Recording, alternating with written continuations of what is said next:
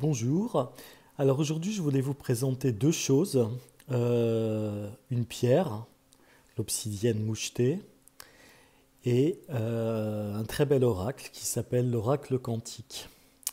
Alors, on va commencer par l'obsidienne mouchetée. Alors en voici une. Vous allez voir qu'elle est assez jolie. Elle s'appelle aussi obsidienne flocon de neige, je crois. On la trouve aussi sous cette dénomination. Donc c'est une pierre, comme toutes les obsidiennes, c'est une pierre d'ancrage, hein, une pierre d'ancrage, de protection. Mais celle-ci, elle a cette particularité d'être une pierre de l'espoir et de l'encouragement.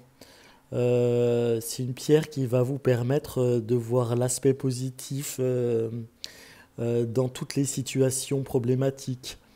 C'est une pierre qui apporte de l'espoir, qui vous encourage. C'est une pierre qui annonce la fin des épreuves, en fait. Voilà. Elle va vous aider à découvrir le potentiel qui est en vous.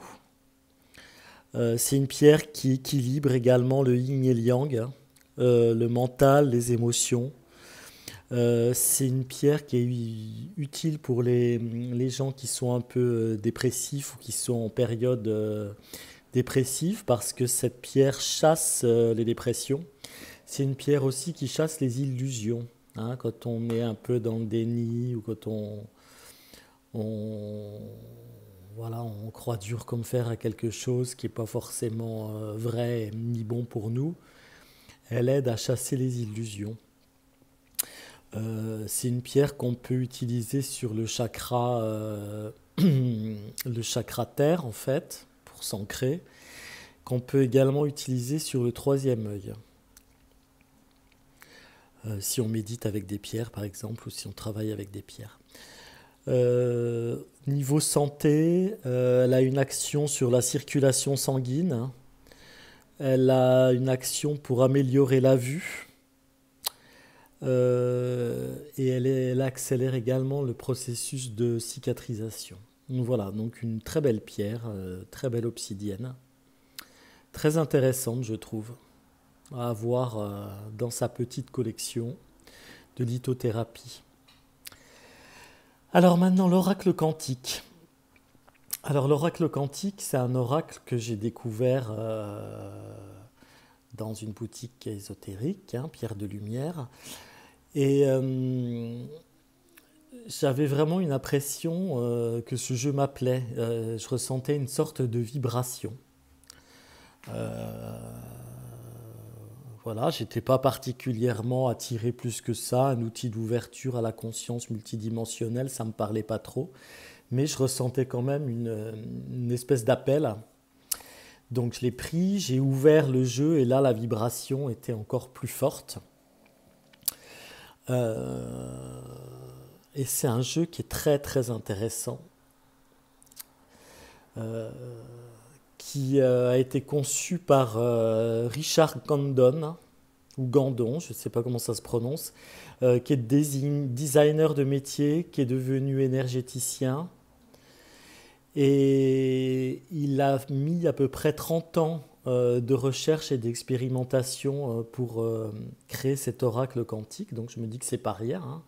C'est euh, c'est quand même une sacrée partie de vie. Donc cet oracle quantique, voilà, il vous propose une nouvelle façon de voir le monde, il ouvre l'esprit sur une conscience plus globale, plus éclairée. Il permet de décrypter les schémas de vie, les interactions avec l'environnement, les rapports entre les forces et les énergies qui façonnent la destinée de toute chose. Euh, c'est un jeu vraiment intéressant parce qu'il est vivant, c'est-à-dire que vous allez voir les cartes, hein, elles font une espèce de travail pour nous, nous aident à faire une sorte de travail sans se poser finalement trop de questions, il suffit de les regarder, donc vous allez voir, c'est intéressant. Donc voilà, hein, c'est donc un oracle qui va nous aider à corriger ce qui nous ralentit, nous handicape, nous blesse, qui nous éclaire et guérit nos blessures intérieures, C'est un jeu qui est aussi un jeu divinatoire, hein, on peut l'utiliser comme ça. Alors ça se présente comment? Donc vous avez un coffret, hein, avec une belle boîte solide, hein.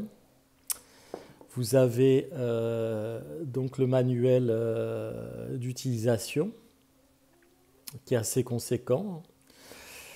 Vous avez beaucoup de cartes. Je crois qu'il y en a, je vérifie, il me semble qu'il y a 81 cartes, il me semble. Donc c'est énorme, hein. Alors elles ont un format carré, ce qui est assez... Moi j'aime beaucoup les cartes avec un format carré. Donc ça c'est le dos, hein. Et donc en voici une, la carte de la volonté. Donc elles sont différenciées par couleur, en fait, ces cartes. Chaque couleur correspond à un élément, en fait. Donc le livre est assez bien fait parce que, voyez-vous, il y a comme le petit arc-en-ciel de couleurs, donc pour aller directement sur les pages concernées. Donc là on est dans le rose. Le rose, c'est la réalité. Donc, on va regarder un petit peu. Non, voilà, la carte de la volonté. Donc, c'est dans le cycle de la réalité, le chemin du monde concret. Donc, la volonté, c'est le vouloir créer notre propre réalité. Donc, ensuite, vous avez le sens symbolique et divinatoire de la carte.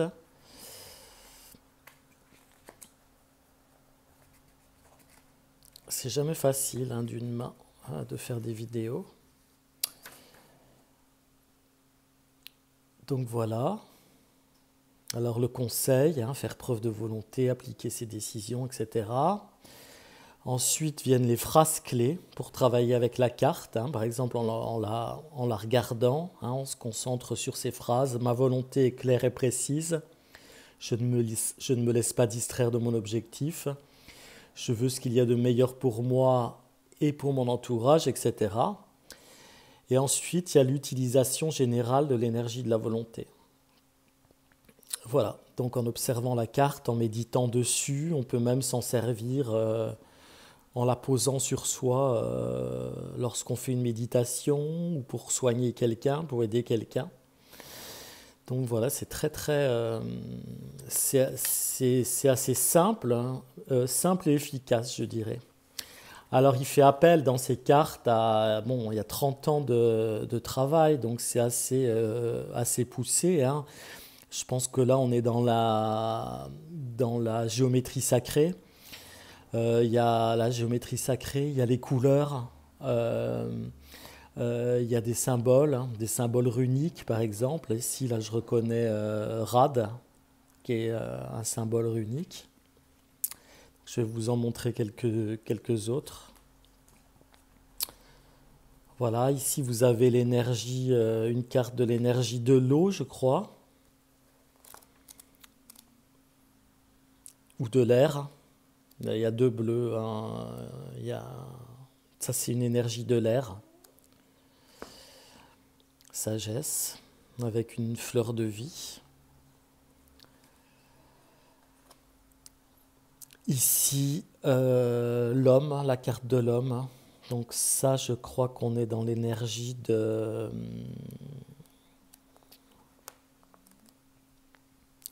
l'énergie du soleil.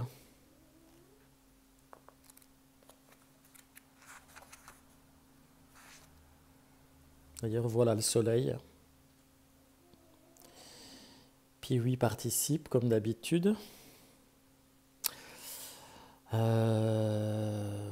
L'épée. Là, je crois qu'on est dans l'énergie du fer.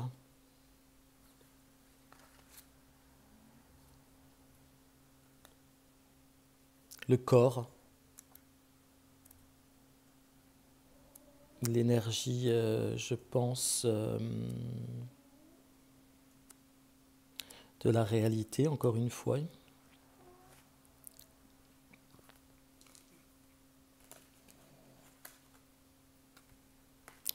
Une carte de l'énergie de feu. Donc le feu, ici, on reconnaît le symbole runique, Féru, je crois.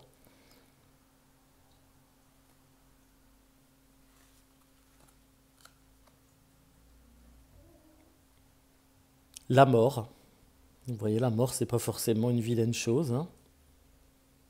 Elle est même plutôt assez belle à regarder, cette carte. Donc la mort, elle est dans l'énergie, dans le cycle de l'eau, je pense, il me semble. Ah, il y a la graine, la nature. Donc il doit y avoir la mort, effectivement. Donc voilà, c'est des cartes vraiment dont on s'inspire, en fait. On prend le temps de les regarder et on fait son petit travail personnel, où on aide à travailler les autres avec. Euh, voilà, par exemple, là, vous avez toutes les cartes du cycle de la réalité.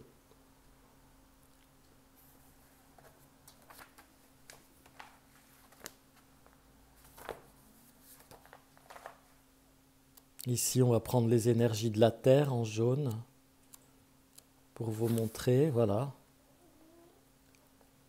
Le cycle de la Terre, le chemin de Gaïa.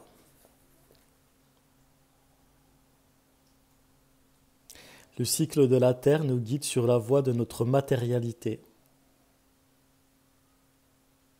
Ce sont des cartes de l'ici et maintenant.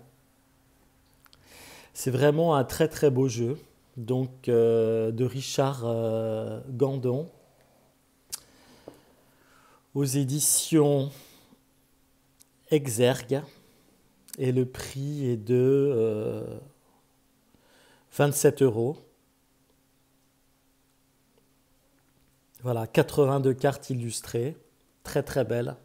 Un oracle vraiment différent de ce qu'on a l'habitude de voir. La petite pochette en satin pour les ranger. Vraiment un bel oracle à découvrir. Voilà, je vous dis à très bientôt. Au revoir.